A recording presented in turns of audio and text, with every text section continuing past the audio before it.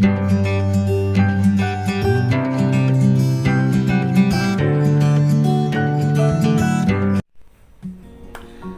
teman-teman, ketemu lagi dengan saya Lini Si Hombing. Untuk kali ini saya mau ngasih tahu ke kalian tentang perjuangan saya selama saya melawan jerawat.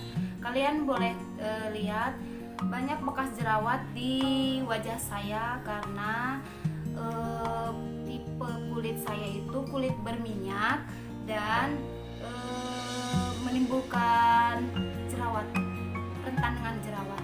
Dan saya sudah berjuang melawan jerawat-jerawat yang ada di muka saya, dan itu butuh perjuangan, butuh proses.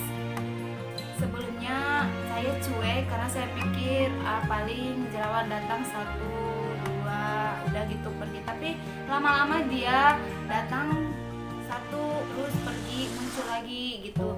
Nah karena saya sudah semakin merasa jerawat saya itu makin banyak, maka saya waktu itu sampai pergi ke klinik kecantikan. Saya selalu konsultasi dengan dokter dan saya mengikuti apa yang namanya tantangan untuk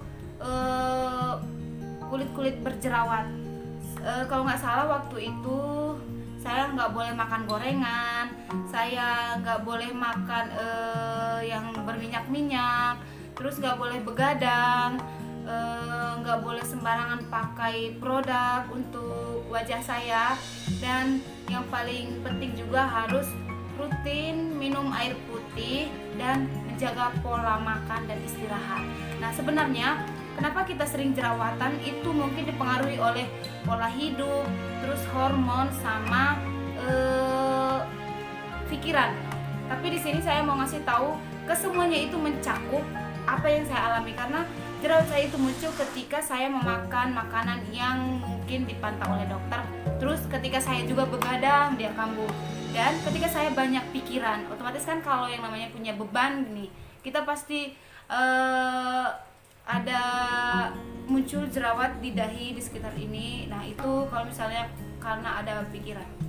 Nah untuk itu saya sarankan bagi kalian yang sedang berjuang untuk melawan jerawat, tetap semangat, karena ketika kita melakukan tindakan, kita harus menunggu hasilnya, karena kita butuh proses, nggak ada yang namanya instan. Karena saya juga mengalami, saya berkutat dengan yang namanya konsultasi ke dokter, pakai krim dokter, tapi tetap tidak bisa menjamin wajah saya bersih. Itu kembali ke diri saya.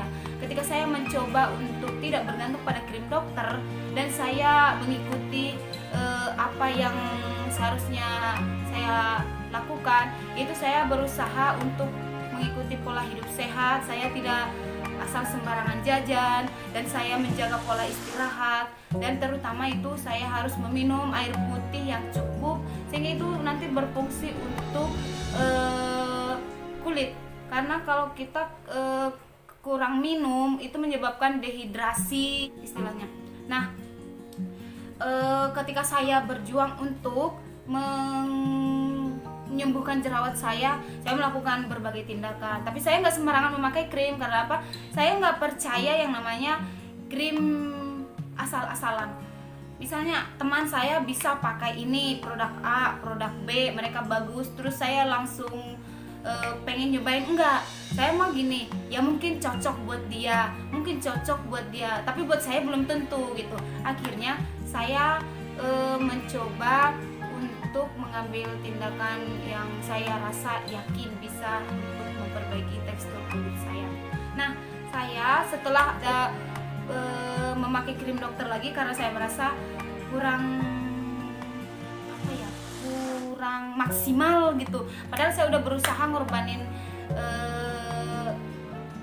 istilahnya ada pengeluaran untuk memperbaiki kulit wajah saya yang dengan jerawatan gini, dan saya merasa lebih baik saya mencari solusi apa yang cocok buat saya. Meskipun memang saya sebagian besar apa yang disarankan oleh dokter yang sering saya konsultasi itu memang ada yang bisa saya ikutin sampai sekarang, dan itu tetap saya ikutin seperti yang tadi poin-poin yang saya sebutkan, ya, menjaga pola makanan, menjaga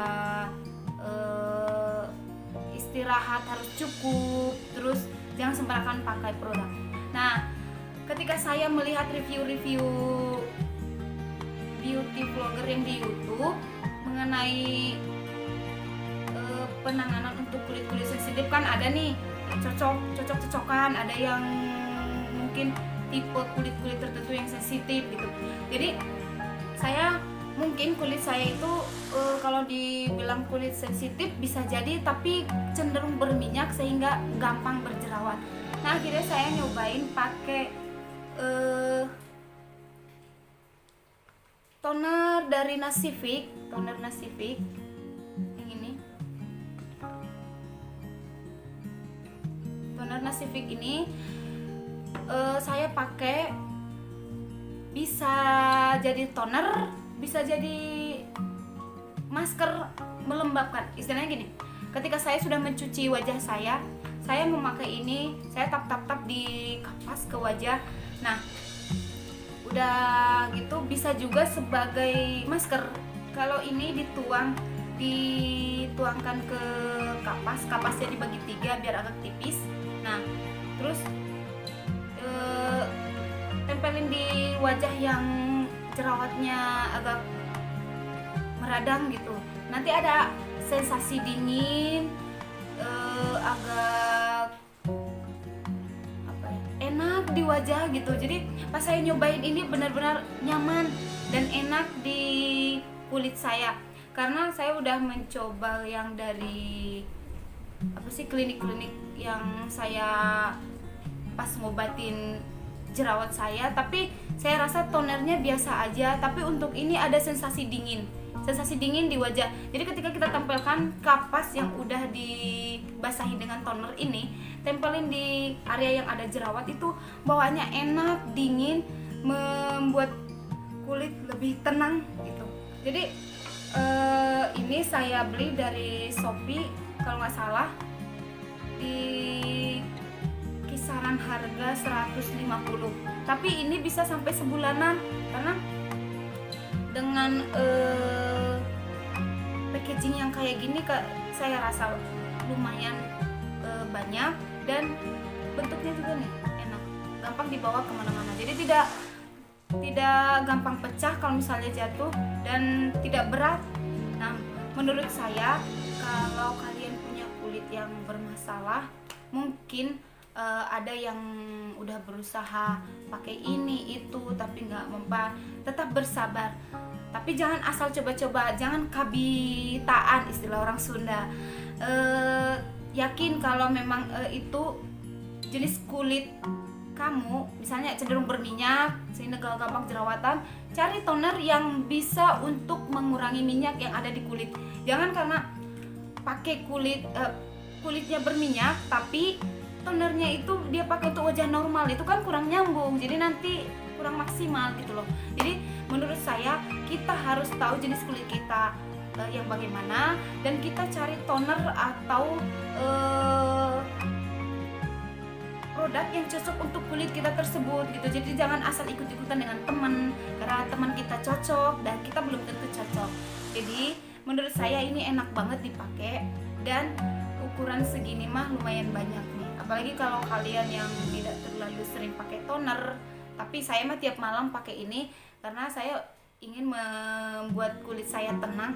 Nih, masih ada ini bekas jerawatnya, dan saya udah nyobain pakai yang ini sama produk dari Sambaimi lumayan, dan saya sampai sekarang masih tetap berjuang untuk membersihkan jerawat saya. Mungkin nggak bisa sampai tuntas, tapi setidaknya saya punya sebuah trik untuk menangani masalah jerawat di wajah saya.